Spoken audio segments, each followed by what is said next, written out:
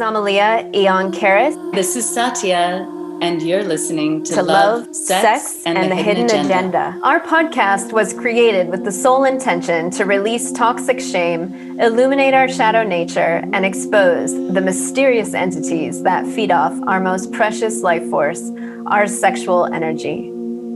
To learn more about our life-enhancing courses and transformational retreats, visit knowtheself.com.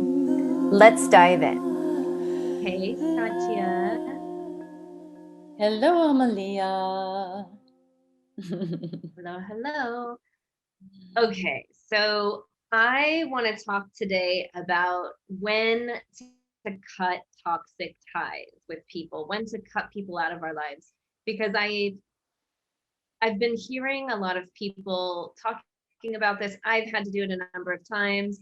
I've been having this kind of discussion with my boyfriend, who doesn't think he needs to cut anyone out of his life. He feels that that's weird. And I'm kind of this opinion, I've had to do it out of mere survival. So I want to hear your opinion and what do you think about cutting people out of your life? Or, when have you done it? And when do you think you need to do it? All those things. Let's jump in. Let's jump in. So I think we should talk about this particularly around like relationships. You know, being in a relationship and talking with like a girl talking with other guys, or a guy talking with other girl, or if you're gay, a girl talking with other girls, guys talking with other guys, like that kind of thing. So being in touch with having friends that you're attracted to, or talking to exes or things like that. Exes that you've had sex with, all of that. Lovers, partners. Yeah. Do you cut your exes out of your life? When you're done, you're done? Mostly, yeah. I don't keep relationships going and keep in touch with them and have regular conversations with them. I think that's really shady. And I think that is like you're trying to get something from them, or you want to keep them on the sideline, or you like the attention from them. Also, yeah, I don't know what the deal is. I mean, in a way, I think we live in a narcissistic society. I think all of us, in one way or another, were born needing all this attention and, things centered around us, and we do things for attention. And, we're only just beginning in our country, in our world, to really understand narcissism. People are talking about it right now. It's a big buzzword. People are trying to identify, people they've been in relationships as narcissists or having narcissistic traits and all this. I think that there's a huge spectrum of narcissism, and it can be really, really bad. And it can be the type that, that you see in movies where they're just completely abusive, or the types where they, there's just constant philanderers, constantly cheating. We used to think like, oh, men had like a license to cheat, and this is, but maybe it's just those men were just narcissistic, and just needed to have the attention of a woman all the time. Or so, yeah. So there's that angle. But I kind of think it's funny because I have a joke with my boyfriend where I'm like, oh, are you keeping someone in the wings? And he speaks Spanish, and English isn't his first language. So we laugh so hard because he never heard that expression before. But I personally learned over the years that I feel it's manipulative to keep someone hot and ready in the wings. And I've noticed when I've done it kind of subconsciously or unconsciously, kind of keeping lit sort of a hot contact or an ex-lover or somebody who kind of feeds my fire. And I really don't like it when my partner does it. I find it, I don't know, there's just something that, and I had to really look at it because I was kind of this intangible feeling. I just got a sense that something was just off or weird about it. And so I'm always laughing with him. I'm like, don't if you keep people in the wings, you're not all in. Like, to me, it's a lack, it's a commitment phobia of not being 100% in with your partner and just sort of needing this extra attention because maybe you're not getting it from your partner, or you just need that to feel good about yourself. And I think there's again, a spectrum, like the pendulum swings from someone who flirts with everyone and kind of needs to feed their ego to, some sort of healthy, flirtatious energy just to feel alive and not feel, dead to the world, or dead to your Yeah. sex life or your sexuality or sensuality. So, living in Mexico, I've had to deal with this a lot because it's such a flirtatious culture that I've had to find my own boundary between, like, okay, this flirtation is too strong and totally like it's going too far in the direction of, like, this is just playing with fire for no reason. Why? And normally it's a narcissistic trait of, like, just somebody needing to feel good about themselves and getting fed by the other. And then I find there's a healthy middle where people are just, enjoying each other's beauty, enjoying each other's, intimacy and sensuality, but also with clear, respectful boundaries of the relationships. Right. Like if you're, And able to, like, transmute any sexual energies into, like, healthy dialogue and creative energy, like that real transmutation of the energy. In terms of staying connected to exes, I feel like there has to be a really healthy reason. Otherwise, I think it's probably unhealthy. Like, I've had ex-boyfriends reach out to me, and I don't really see what the point is. Like, we ended the relationship for a reason, right? So why would we stay together? And sometimes I can see, like, they're reaching out because they want to feel that, like, special spark that we had, or that special energy I used to give them. And I just feel really strange giving it to them, especially because I'm in another relationship. And when I have stayed in contact with exes while I'm single, I realize it's kind of a crutch. It's like, oh, I have these significant others in the wings again, like in my wingspan, that feed me with this certain intimacy or this special connection. So I don't really need to risk or, make myself vulnerable to someone new. It's like yeah, some weird comfort thing. And yeah, at this stage yeah, in my life, I think it does not work for me to stay in contact with my exes. It's like keeping the past door open so I'm not fully in my future, or not even in the present moment. yeah, So yeah. no. And again, and again, we're always kind of taking actions and making choices that are either toward fear, right, or toward love, or away Exactly. from fear or away from love is another way to say that. But when we're keeping connections, when we're in a relationship and we're keeping, communications up with an ex that we've had sex with, I mean, with like somebody that we, you know, um, that's just a way of denying yourself the love in your current relationship.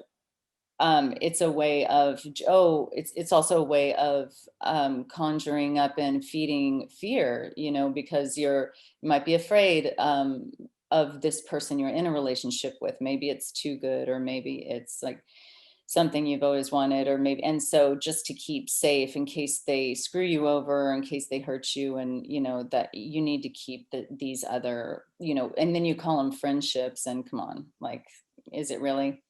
And then Yeah. if that ex knows, So twisted. if that ex knows that you're talking to them like that, and you're talking to like 3 other people like that, I doubt they'd even be talking with you, and if they knew like how in love you were with the person you're in a relationship with, or what, it just, there would be no point to it. So these types of things, I think, are dangerous games that energetically keep people from having the love that they really want. And alternately, if you're single, like you were saying, and you're keeping those relationships, or you just have like a casual boyfriend, or a boyfriend that maybe you think isn't that into you, or like it's not really going anywhere, and you're keeping communications, then that's just another way of, settling for whatever you have. It keeps you from like really having the person that you want.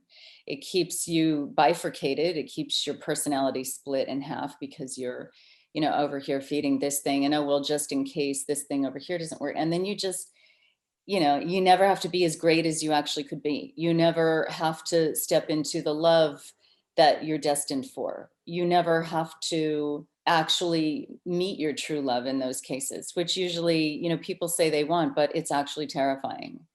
So, so I think I just don't think it's healthy. It's a slippery slope. I mean, I think there's a few cases where communicating with your ex could be healthy, like when the relationship, you have a new split and there's a lot of emotions. I think sometimes you need a little bit of time, maybe let's say a month, to gradually, unwind some of the to gradually unwind some of the cords that you have with them, to just kind of stay stable and not kind of flip out, like to cut off your other half so abruptly. But there's a time where I think in my case, I've really needed to make a full cut, because when I haven't, because I used to think when I was younger, no, I want to stay, I'm friends with all my exes, I love them, they were like family to me. Yes, they were when I was with them, and I can't really imagine my life without them. But then when I've done that, I can't really fully be in the new relationship. And there's some sort of weird comparison that goes on, where in without wanting to, I'm comparing either my love or my attraction, or different aspects of the man that I'm with currently, with the ex, and I just don't like it. And it's not fair. It's not fair to them, and it's not fair to the relationship, because and I think a lot of people do that. Like I see many people like still best friends with an ex, and I'm like, if you don't have kids and you didn't really spend, decades of your life with them, and you have a deep history or a shared business or something, like there's just absolutely no reason to stay in contact. It looks and feels, I don't know, off-center to me. I mean, I guess there would be an exceptional case, but for the most part, I think there's a toxic tie there that needs to be addressed. And I know how you guys who are listening can test this. Like if your current partner could see all of your communication and hear all your communication with your exes without any kind of discomfort, then it's healthy. But if there's anything you feel that your current partner couldn't see or hear that you're doing in secret or backstage with an ex, then there's a problem. There's clearly a toxic tie. Yeah. I think we lie to ourselves all the time. People are always telling me, no, I need to stay in contact because this. I'm like, well, no, it sounds like you're dependent on their needing you, or you're in a new relationship, they're still single, and you feel that you need to, like, I don't know, some guilt or shame, or I don't know. Exactly. It's toxic. Yeah. So it's better you like kind of split and do your own work. Yeah. And, some people say like, oh, well, but I feel sorry for them, or, oh, I need to, or they're lonely, or they needed help with something. That is so dangerous. And that is so manipulative. And here's something that I've noticed that goes on a lot between males and females. So males want to feel needed and like they're the hero and like they're helping out a woman in trouble. They always want to feel like they need some damsels. They need women know this about men, especially the kinds of men that really feed on that stuff. Women know right away. It takes about one day of spending time with somebody to know that they're like that. So then an ex or woman, they will always reach out to that person and tell them like, oh, this happened, or oh, something happened with my mother, or something happened with my father, or oh, I was brokenhearted over this, or oh, my animal this, or oh, look at this picture of my animal. Like they do that. They're manipulating the man also into thinking that he's doing this for them and he's special, when really they're just trying to keep that man on a string while they're probably having sex with somebody else, or they already have a boyfriend. So they're doing that. So it's all very shallow, and then, and the guy, like, he's feeling great, and the girl, she's feeling great. They get that little narcissistic hit, right? So that can be very dangerous also, and we all know, like, Psych 101 is don't feel sorry for people. If you're feeling sorry for people, you are doing them a disservice and you are harming them. And Yeah, like the difference between sympathy and empathy, right? yeah, and it's a huge manipulation tactic. And women know that, and they will use that in a relationship with a man. Oh my gosh, I mean, it's the classic, damsel, or oh, I'm upset. And when you're with like a caring man or a guy who's like really sensitive and feeling oriented, they will do that. And a lot of narcissists are extremely feeling oriented, believe it or not. Like, they actually, yeah, they're astute and actually even more keen on feelings than the average person. Yeah, and I've had my exes hook me by them being like in an emotional turmoil and needing my support. And in the past, it used to work on me because I would feel sorry for them. I would be like, oh, I'm the only one that they could speak to like this, or I'm the only. And then I came to this realization, wait, what? So I'm a free therapist for them? Like, they should just go find therapy, but I know them that they won't, and they do have very narcissistic traits. And I can see that's how they get my attention back, because I've noticed every time I break up with a guy, we go through this withdrawal phase of me not giving that love and attention that I used to give them. Suddenly they're like, wait, where did it go? Like, I feel this hole in my life, or this void. And so they'll reach out and share things with me that used to get me to like engage with them. And now I'm like, no, I don't want to engage in that way. Mm-hmm. And it's been interesting. I've had to keep a really strong boundary about it. And I've Well, asked my partner to do the same. And it's been uncomfortable for him, but I think he can see it now better, thank God. Because it was a bit of an issue in the beginning. I'm like, why do you need to be friends with them? Like, this isn't healthy for us. If they don't fully respect our relationship, and that's how I gauge it too. If my ex doesn't fully respect the relationship I'm in at the moment, then they definitely don't have access to me. well, that's a nice thing that you guys could work through that. And it's really important to lay those boundaries with your partner and be very clear, because some people just don't even realize what they're doing. And especially if they have any, avoidant traits, or if they've been through a situation or had a broken heart, or they're trying to avoid love, or they're commitment phobic and stuff like that, they'll keep those situations going because it keeps them from fully engaging in the Yeah, current. and they'll lie to themselves. They'll be like this inner lie, like, well, it's because I believe that cutting people out of your life is bad, or I believe it's healthy to stay in good relations with my ex. And I understand those beliefs, but I think you need to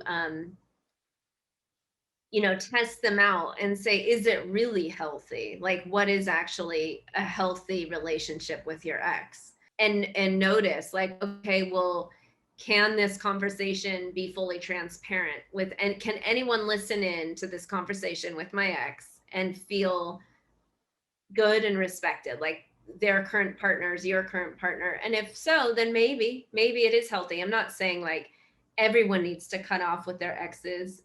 I mean, certainly there's co-parenting and stuff that, maybe a good relationship is healthy. Like my partner's parents divorced many years ago, but we still spend many holidays with them both. But they're not best friends. I mean, they do show up and support each other because he's the, they have the same children, but it's not like they're chit-chatting every day and hanging out, and there's space for their new relationships. But clearly it causes problems in the new relationship, like the new wife doesn't like the old wife, and so therefore she can't be there in the Christmas celebration because the ex-wife is, and that to me is like, okay, there's something wrong here and toxic and unhealthy. Like, it's good to give permission, but something that the man is doing in this situation isn't healthy, because why are the women unable to sit together?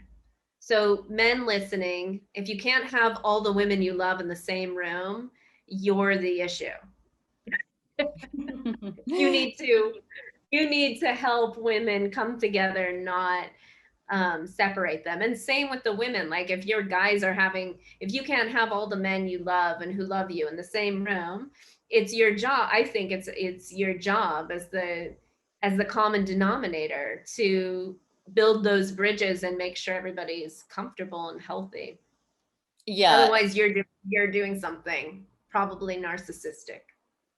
Yes. And then on another note on that is, I don't really know anyone who could do that. Like, it's very rare, and it would require special circumstances, because there's no way people are going to feel comfortable unless they're lying to themselves and denying it on some level, like it depending, but I think just energetically speaking, that's also important, how much, what kind of electrical charge is in the relationship with the person you're still talking to. Like you said, someone might call or keep in contact with you, and then you get that same kind of feeling, or it does something for you. So, and some connections, there's just nothing there. There's just absolutely nothing there. I think that's rare though. And I think that, still you might feel like you're a friend, but the other person might have an agenda, and they might be so good at looking like they are so sweet and wonderful, but they still have some kind of agenda, whether it's to get you back, or whether it's to keep other people at a distance from you, or whether it's that they're hoping they're going to be able to have you someday, or they just want to feel still like they were the most special person you were ever with, or, just these kinds of things. So I just think that, And I think a lot of times people feed off those memories from the past, whether it's, through fantasizing. And then I think when we do that, it keeps us stuck in the past and unable to find that joy in the present or in the future, because we're just keep reliving something that, was an amazing high or an amazing experience in the past with someone. And if we want to create sacred love, right? I mean, you guys who are listening, if you disagree, like, just ask yourself what kind of relationship you want to have. I think that's what dictates these sort of decisions. And also, cutting someone off doesn't need to be some like grand gesture.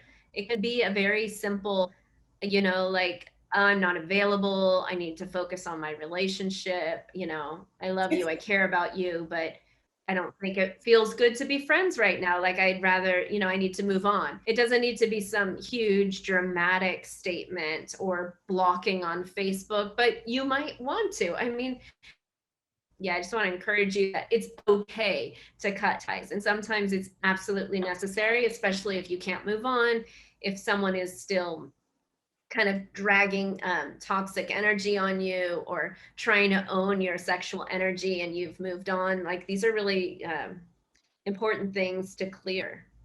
That's a really important two things you just brought up is, people owning other people's sexuality. Like, that's kind of a hidden unconscious thing that most people aren't aware about. I'd like you to speak a little more on that. And also, what was it you just said?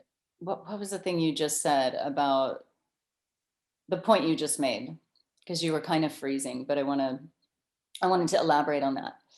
Yeah, well, the owning of sexual energy, if you had really strong sexual chemistry with an ex, or if you met your twin flame, a lot of twin flame relationships do this, where they possess you sexually and they don't want you to be with anyone else, and they kind of maybe even unconsciously vampire off you, they siphon your sexual energy off of you so that they can kind of keep feeling good or feeling that deep high. A lot of people also have this with like past karmic soul connections. So the relationship is like very heightened and intense and passionate, but probably highly toxic and dysfunctional on a day-to-day level. And those relationships, when they end, um, we have to clear those ties and really reclaim our sexual energy. Otherwise, they're continuing to like siphon and toxify your current relationship. And I think it's done purposefully. So we have to examine, if you're doing that, to stop doing it. It's not okay. It's a misuse of power. And if anyone's doing it to you, like, really reclaim your sovereignty and call back your energy and stop feeding them or giving them doorways or windows to climb through. Sometimes answering text message. For me, I've had to cut off quite a lot of people. Like, if you look at my Facebook block profile, it's quite large. And some of those are stalkers. Some of them are people I find are very unhealthy people that constantly try to vie for my attention. And I think we just have to be careful. Like, so it depends, like who you are and what you do and how you run your energy. If you happen to be someone who attracts a lot of narcissists or toxic people, then you definitely need like extreme boundaries. And everyone else needs to define, well, we all need to define what our boundaries are and sort of Yeah. keep that containership clear if we really want to experience the love and connection and intimacy that we know is possible and that we truly desire, because we all desire it. Some Yeah. people give up. Some people think like it's not for me, or yeah. So even if we've gone through so much, like even if you've met your twin flame, like I hear this a lot about the twin flame thing. Twin flame is a trap. Like there's very few twin flame relationships that can exist in the physical plane. It's a soul connection. You're not necessarily meant to be with that person romantically. If you can harmonize and clear everything with them, then you're doing your job. Like, that's the reason we incarnate at the same time. But it doesn't mean you own each other, or a lot of darkness can we have to work through a lot of stuff in twin flame connections or big soul contract connections. So when those connections happen, it can get so difficult and sticky. And I highly recommend people reaching out and getting support with that, because we're talking multi-dimensional issues, right? Yeah. But these are the like hidden agendas behind sexual encounters, and like really claiming love as something that we all deserve and want and need. And how can we stay in healthy connection, and not keep repeating like negative patterns, and really taking those courageous steps to, if it, cut the toxic ties and do it in a healthy way. Yeah. And I remember when you're ready. Well, did you just say when you're ready? Yeah, because I think some people cut too soon and then reopen it. So it's like some drama, right? We have to get out of that drama loop. And when you're ready to claim love fully. And we have to look and take inventory of what what we're doing. Yeah. So I remembered one thing that I wanted to elaborate on that you were talking about, which is that it really doesn't need to be a big, complicated deal, and when people think, oh, but how can I do that, or how, and it's really simple. It's just a simple text. Let's I'm in a relationship. I love this person. I want to give my all to this person. So I'm sure you understand, I don't really see a point in us having these conversations anymore, because the thing is, that person that you send that to, they are instantly going to feel truth. There is no two ways about it. They are instantly, through every cell in their body, going to understand what you're saying, unless they're psychotic or personality disordered. They're going to fully understand it. You're not going to hurt their feelings. You're not going to, they're going to get it. And know that you're doing them a favor. So this whole conversation, I just want to say, and we have to wrap up, so I just want to end with, this whole conversation is with, the idea, which is my motto. I always say, every action, everything I do and I think, and is for the highest good of all, my highest good, and the highest good for everyone. So when you're, having these boundaries, and when you're willing to stand up for yourself and ask for these boundaries to be met, this is for the highest good of all. And the person will meet you where you are. And if they don't, that shows you clearly that they are not somebody that you need to be putting your energy into any longer. If they're going to fight for somebody else that's, some ex or something, that's kind of weird. So this is about, the highest good for all involved. Because what I want to see as the Queen of Hearts is, I want to see people moving toward love fearlessly. And when we're doing these things, we're not moving toward love fearlessly. And we're also keeping other people from moving toward the love they could have. Yeah, and love is respectful. Yes. Yeah. So good luck, you guys, with your cutting of your toxic ties. Let us know in the comments if you have any further questions for us or want to share your experience. We'd love to hear it. Until next time. Bye-bye. Bye for now.